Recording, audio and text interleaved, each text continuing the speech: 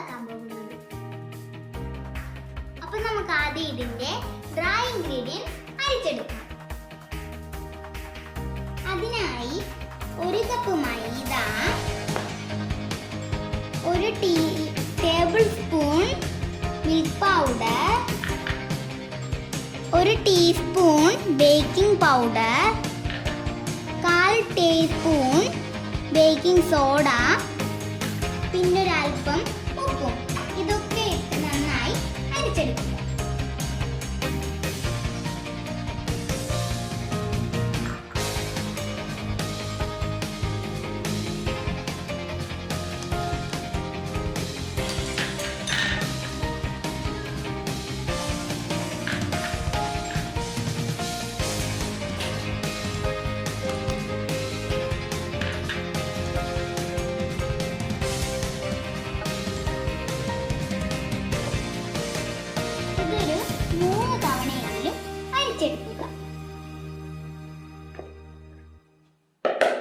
ഇനി നമ്മൾ മുട്ടയാണ് ബീറ്റ് ചെയ്യാൻ പോകുന്നത്.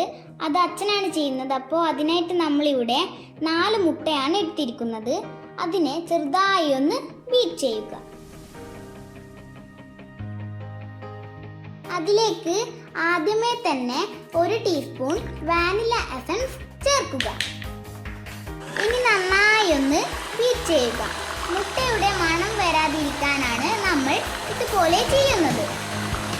അപ്പം നമ്മളുടെ മുട്ട നന്നായി ഒന്ന് ബീറ്റ് ചെയ്തിട്ടെടുത്തിട്ടുണ്ട്. ഇനി അതിലേക്ക് കുറച്ചായി പഞ്ചസാര ചേർത്ത് നന്നായി ഒന്ന് ബീറ്റ് ചെയ്തെടുക്കുക. നമ്മളിവിടെ 1 കപ്പ് പൊടിച്ച പഞ്ചസാരയാണ് ഇടുന്നത്.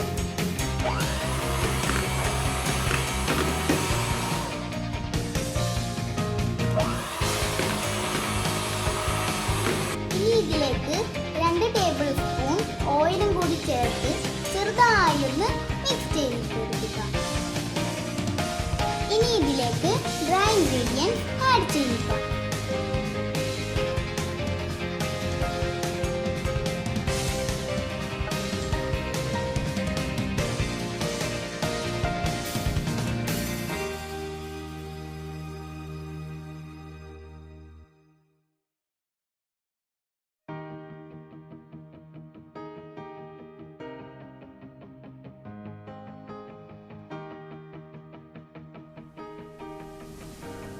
ഇനി ഓയിൽ തടവി റെഡിയാക്കി വെച്ച മോൾഡിലേക്ക് ഇതൊഴിച്ചു കൊടുക്കുക.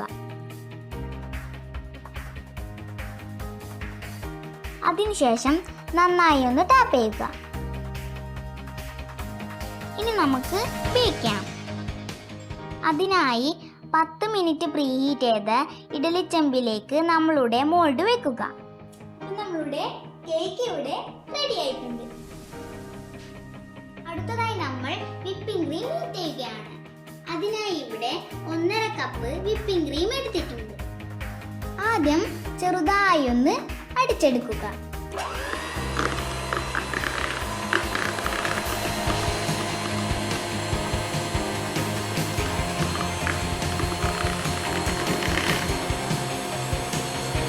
ഇനി ഇതിലേക്ക് 2 ടേബിൾ സ്പൂൺ പൊടിച്ച പഞ്ചസാരയും കൂടി ഇടുന്നുണ്ട്.